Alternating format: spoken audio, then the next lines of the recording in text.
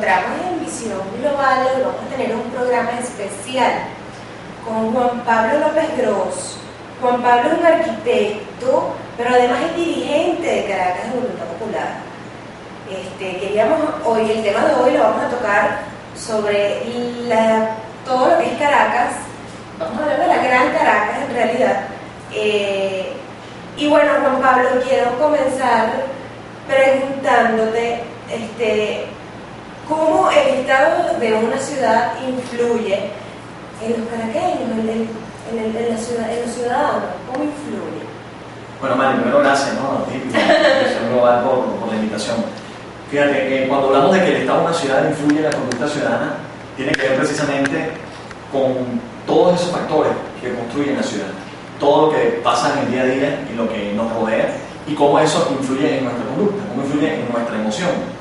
Cuando tú tienes una ciudad oscura, sucia, desorganizada, caótica, que no es amable con el ciudadano, que no es amable con el peatón, tú tienes directamente ciudadanos irrespetuosos, intolerantes, violentos y que están mucho más propensos a lo que tiene que ver con el conflicto. Entonces, claro, cuando se plantea esa teoría, que es una teoría que está sumamente comprobada no solo en Caracas y en las grandes ciudades de Venezuela, sino en América Latina, y hablaremos de algunos ejemplos, es cómo nosotros podemos atacar precisamente el estado de la ciudad para también influir positivamente en la conducta del caraqueño. Para poder tener ciudadanos distintos, tenemos que tener una ciudad distinta.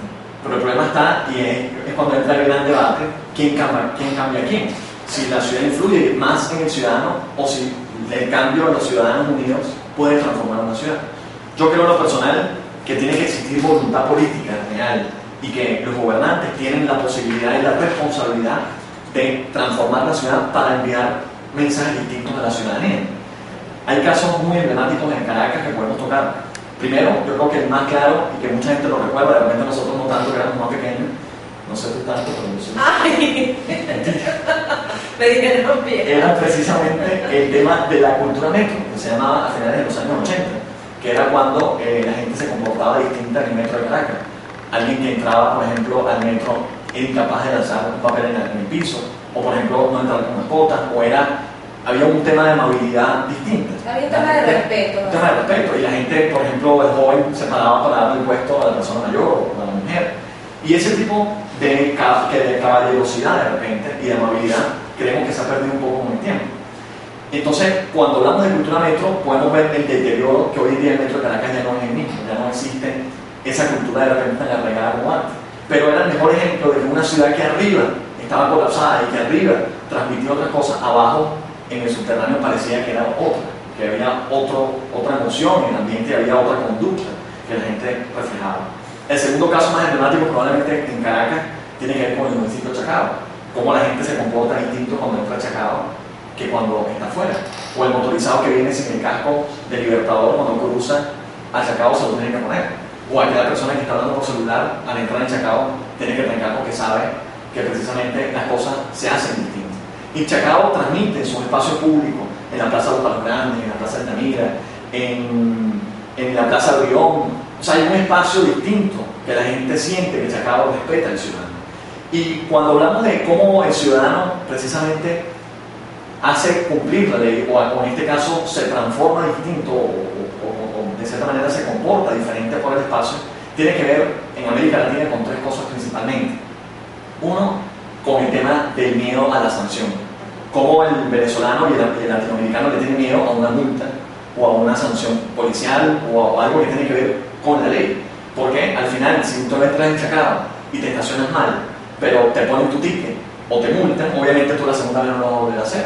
O si tú estás hablando por celular, inmediatamente te van a parar o te van a quitar el teléfono o te van a detener, etc. O sea, un tema de que al final tú tienes miedo a la sanción de las cosas que tú sabes que están incumpliendo la ley.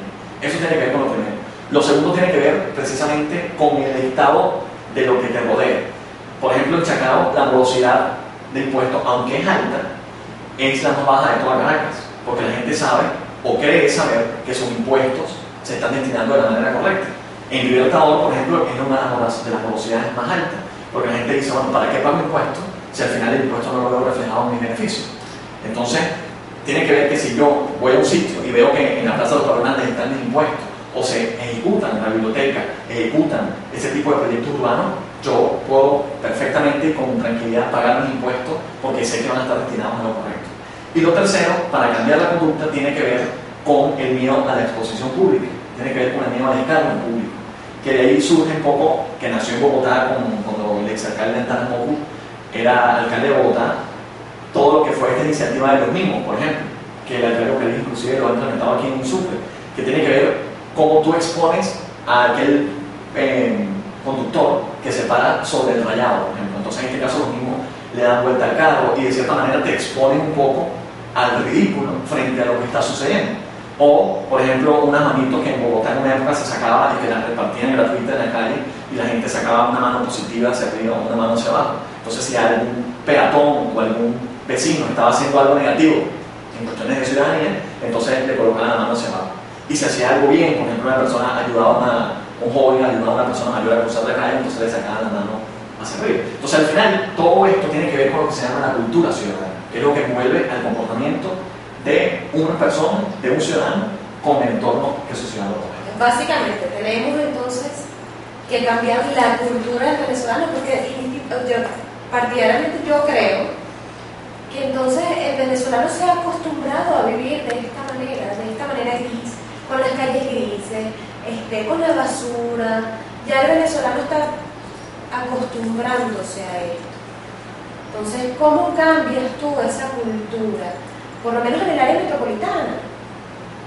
Porque ciertamente Chacao ha sido, vamos a ponerlo elitesco, entre comillas. En cambio, las zonas metropolitanas son más urbanas. ¿Cómo cambias tú esta cultura? Yo creo que va en dos vías, ¿no? La primera tiene que ver con los gobernantes. Sin duda, desde los gobiernos municipales, de los 5 municipios que conforman el área metropolitana de Caracas, y por supuesto de las grandes ciudades de Venezuela que nos puedan ver, es que tiene que haber voluntad política necesariamente para poder transformar. Porque si tú como ciudadano impulsas o tienes iniciativas en cuestiones de cultura ciudadana y para tratar de transformar el entorno, siempre van a ser más débiles que lo que la municipalidad puede hacer, porque es su responsabilidad directa. Entonces, si tú logras un equilibrio en ambos sentidos, tú puedes lograr, por ejemplo, lo que en Chacao ha sucedido. Que yo creo que aunque es un municipio pequeño, ha sido ejemplo y pionero en Venezuela de cómo se puede trabajar en ambos casos. Por ejemplo, la alcaldía en Chacao, por ejemplo, trata o tiene el diseño de una política pública para atacar el problema del ruido urbano, que es un ruido a veces en ciertos sectores fuerte y que es un problema de salud pública, inclusive comprobado por la Organización Mundial de la Salud. Entonces, eso lo impulsa la alcaldía y resulta ser que los vecinos organizados y distintas comunidades de Chacao han impulsado un programa que se llama Baja de 2 por Chacao, que es precisamente atacar el problema del ruido o del corneteo en ciertos sectores. Por ejemplo, diciendo bueno, que un cornetazo no cambia el semáforo. Entonces, ¿cómo podemos tratar de atacar el problema del ruido en ambos sentidos? La municipalidad, con los recursos y con todas las posibilidades que tiene, y la comunidad con su organización y con su iniciativa. Entonces, yo creo que en Libertador, en Sucre, en Baruta, en El Hatillo, hace falta impulsar políticas públicas para transformar la cultura ciudadana. Yo no creo que el caraqueño siempre haya sido así, porque no lo sigue. Más bien el caraqueño siempre ha sido una persona respetuosa, siempre ha sido una persona amable y que lo vimos precisamente durante todos los años 70, 80 y parte de los 90. Pero el deterioro de la ciudad políticamente con respecto a políticas públicas también deteriora la conducta ciudadana. Ese es el mejor ejemplo de cómo se puede transformar. Hay un ejemplo muy claro y el más reciente. Te hablaba primero del caso del metro de Caracas, de la cultura metro, y en segundo lugar del caso de Chacao. Pero hay un ejemplo en Caracas más reciente, que es el tema del Boulevard Sabana Grande. Cómo el Boulevard Sabana Grande, hace pocos años, sin ir tan atrás, cómo hace pocos años era un nido de oscuridad, de delincuencia, de mercado informal, que la gente, bueno, ni se le ocurría pasar por ahí. Todas las tiendas estaban afectadas precisamente por toda esa selva de personas y de concreto y de desorden que había ahí. Y cómo precisamente el apoyo, bueno, de la alcaldía de Caracas, del gobierno del Distrito Capital, de la alcaldía metropolitana, de PDVSA a distancia y de todos los que participaron en esa transformación, han logrado hoy un Boulevard Sabana Grande distinto. Pero más que urbanísticamente, que ahorita lo vemos distinto, iluminado, bonito, adecuado, agradable para el peatón, tiene que ver también cómo la gente cambió. Porque la misma persona que caminaba por ese Boulevard Sabana Grande hace unos años es el mismo que camina hoy. Ese que antes se metía en esa oscuridad, o precisamente a veces el delincuente que ese mismo espacio le permitía cometer sus actos delictivos, porque bueno, se metía detrás de un kiosquito, se metía en una calle oscura, atracaban a alguien, a cambio ahorita ya no. Entonces ese mismo peatón que antes no le importaba tirar el papel en el suelo, en el bulevar, porque bueno, veía el descuido alrededor y decía, bueno, que es un papel más, pero ahorita sería incapaz de hacerlo. Entonces yo creo que el caso del bulevar de Sabana Grande es un caso emblemático y un caso de transformación bien interesante para estudiarlo y para aplicarlo en otras ciudades de Venezuela, porque creo que sí se puede transformar la conducta ciudadana y que el caraqueño no ha sido así siempre.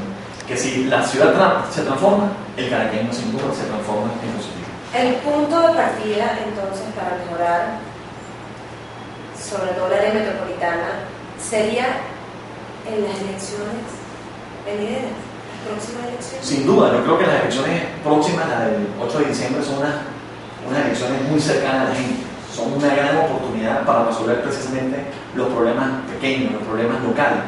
Porque cuando en Venezuela se luchó hace muchos años por la descentralización y cuando este gobierno pretende más bien volver a la centralización, cuando tú centralizas, eso es sinónimo de ineficiencia, porque tú mientras más competencia le das a un solo ente, menos posibilidades tiene de atenderlo. Porque entonces eso aleja precisamente al responsable directo. Cuando tú tienes un alcalde que tiene competencia de tu calle, de tu acera, de tus árboles, de tu comunidad, de tu entorno cercano, eso permite que las competencias del gobernador o ya de la presidencia de la República y de todo lo que es el poder público pueda empezar a irse en otro sentido, o sea, pueda ser de lo mínimo o de lo micro a lo macro. Entonces yo creo que la gran oportunidad que hay ahorita en las elecciones de diciembre es precisamente esa, elegir concejales y un alcalde que pueda darle solución a los problemas tuyos, a tus problemas cercanos de tu calle, de tu acera, de tu árbol, de tu tránsito, de lo que te está sucediendo. Y creo que la gran oportunidad, sin duda, para transformar Caracas, toda la área metropolitana, pero en especial nuestro municipio de Libertador, nace de esa elección municipal. Yo creo que tiene que verse como una gran oportunidad, probablemente de las elecciones más importantes que vamos a tener, porque si bien es cierto, obviamente la de la presidencia de la República es fundamental, y la de los gobernadores, sin duda, muy importante, la del alcalde es probablemente el poder más cercano al vecino. Entonces el vecino es aquel que está sufriendo tantos problemas del día a día, que el gobernador no tiene competencia o posibilidades de resolver, y mucho menos la presidencia de la República. Creo que tiene la gran oportunidad de ver cómo podemos construir una ciudad de progreso, una ciudad moderna, una ciudad innovadora, y llevar a Caracas hacia la Caracas que queremos. ¿Cuál sería tu mensaje para todos los venezolanos que están viendo? Bueno, primero decirle que, como siempre lo hemos dicho, esta es una carrera de 42 kilómetros, un maratón que aquí requiere por ponerse bien los zapatos, amarrárselo bien y correr sin cansarse. Aquí en algunos momentos la gente ha pensado que esto es una carrera de 100 metros planos, que aquí las cosas se van a transformar de una manera más rápida, pero yo creo que vamos bien, porque cada año, cada mes, cada día avanzamos un poquito más. Y avanzamos, me refiero como alternativa democrática, como unidad, para proponer ese país de progreso que encabeza hoy Enrique Capriles. Nosotros, y el mensaje desde Voluntad Popular Caracas y desde aquí desde Visión Global, es a la gente que no pierda la fe ni la esperanza, que con fuerza se puede lograr muchísimas cosas y que la clave para poder enfrentar todo el abuso, todo el ventajismo que a veces nos da mucha impotencia el día de hoy es la organización. Esa es la clave, la organización vecinal, la organización comunitaria, la organización de las ONG, la organización de los partidos políticos, y que todos juntos a este próximo reto que tenemos el 8 de diciembre, teniendo claro que el abuso, que el ventajismo, que el árbitro imparcial probablemente se mantenga en esas condiciones, tenemos que votar con más fuerza. Frente al abuso, más votos. Frente al ventajismo, más votos. Frente a un árbitro del cual tenemos dudas y la seguiremos teniendo, más votos. Esa es la herramienta para organizarnos, para construir una Caracas del futuro, y que estamos a la vuelta de la esquina de tener, si Dios quiere, una Caracas distinta. Antes de terminar, tocaste un tema muy importante. Juan Pablo, la gente tiene mucho miedo de lo que son las elecciones, muchas dudas, no quiero votar, si quiero votar, yo no sé, pero si se burlan de mí otra vez, yo no quiero ser burlado. Hay muchos sentimientos encontrados. ¿Cómo Juan Pablo López Gross va a trabajar en su comunidad por voluntad popular para que esta gente se sienta con la confianza de votar en las venideras elecciones, próximas elecciones? sabes que es un debate difícil, porque al final obviamente mucha gente cae en la impotencia y cae en entender que cada proceso es un proceso que le va quitando parte de su libertad. Pero yo siempre lo he visto y siempre nuestro mensaje ha sido que en cada proceso hemos avanzado, que las experiencias del pasado nos han hecho transformar, nos han hecho tomar decisiones más adecuadas. Cuando la gente nos plantea eso, bueno, ¿para qué votar de nuevo? ¿Para qué voy a ir a unas municipales cuando me están diciendo que me robaron el 14 de abril? Es válido, es una reflexión que mucha gente siente, pero a esa persona le diríamos una cosa. Primero, que recordemos el 2005. Recordemos aquel año 2005 donde la alternativa democrática de la oposición en ese momento decidió no participar. Entregarle la Asamblea Nacional a un solo factor, entregarle la Asamblea Nacional al rojo, y que eso precisamente llevó a todo lo que fue el asalto legal y todo lo que fue el desmantelamiento de toda la plataforma constitucional y legal de estos años.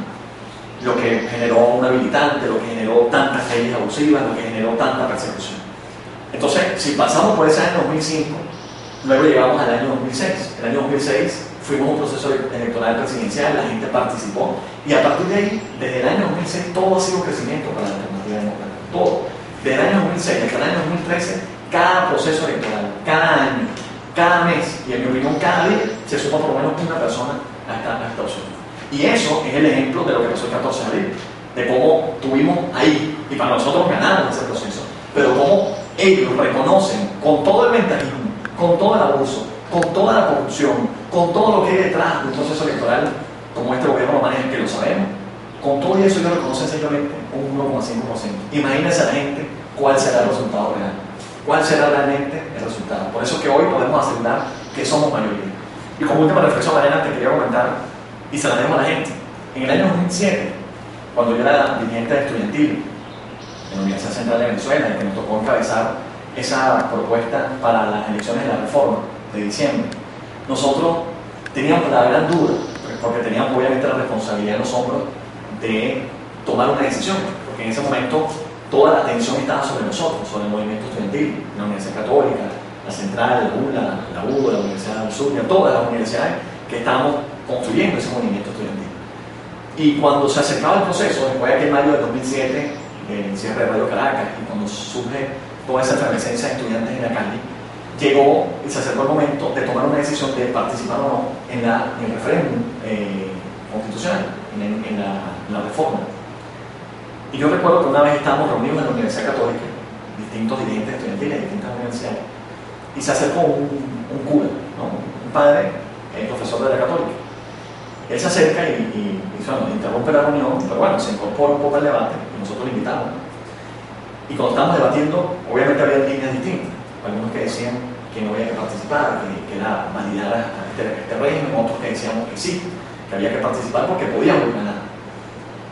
Y el padre, cuando escucha ese debate, bueno, se queda como en silencio y uno le pregunta, ¿no? Padre, ¿qué piensa usted? ¿Qué nos recomienda? ¿Cómo ve esta discusión? Y el padre nos ve a todos y nos dice, ¿ustedes han escuchado de la danza de la lluvia que hacen los indios aquí en Venezuela? Claro, todos nos quedamos locos porque no entendíamos mucho la reflexión. Entonces nosotros decimos, bueno, no, para la verdad, o sea, sí lo he escuchado, pero ¿por qué lo dice? Ustedes saben por qué funciona esa danza. Él nos explica que hay un ritual que en Venezuela y en otros países de América Latina se hace, que es que para que los indios, para que llueva, los indios hacen fuego, bailan alrededor y llueve. Entonces nos dice, ¿ustedes saben por qué eso funciona? Y nos quedó de verdad con la duda y nadie le pudo responder. Y él nos dice, bueno, los indios hacen fuego, bailan y llueve. Y le voy a decir por qué. Porque cuando los indios hacen fuego y bailan, ellos bailan y bailan y bailan hasta que llueve. Entonces no es que ellos hacen algo mágico que hace que llueva, sino que ellos bailan hasta que llueva. Ellos están convencidos de que si ellos bailan, así sean meses, años, va a llover. Y lo que hoy le invito a la gente es a que bailemos juntos, porque va a llover. Van a llover millones de votos para el cambio, van a llover millones de votos para transformar Caracas y para apoyar en el futuro a Enrique Capriles para que sea presidente de todos los meses. Juan Pablo, tú trabajas muchísimo y a mí me consta por Caracas, por cambio por un país nuevo. Todas esas personas que necesitan o que quieran comunicarse contigo, que quieran hacerte llegar una duda o una propuesta, Claro. ¿cómo se comunican contigo? ¿Cómo lo harían? Bueno, primero por Twitter, que es una herramienta, bueno, ahorita tan útil, @ Juan Pablo López G. Por correo electrónico es igual, Juan Pablo López G, G de gato, @gmail.com. Y nuestra página web también, juanpablolopez.net, que pueden ver también ahí información. Y bueno, la página de nuestra organización, www.voluntadpopular.com. Gracias, Juan Pablo. Esta fue una entrevista divina hoy, no saben cómo la he disfrutado. Gracias por venir. Y bueno, Visión Global es tu casa cuando quieras. Aquí estamos para escucharte y lo que necesites. Muchas gracias. Gracias a todos. Mariana Martínez para Visión Global.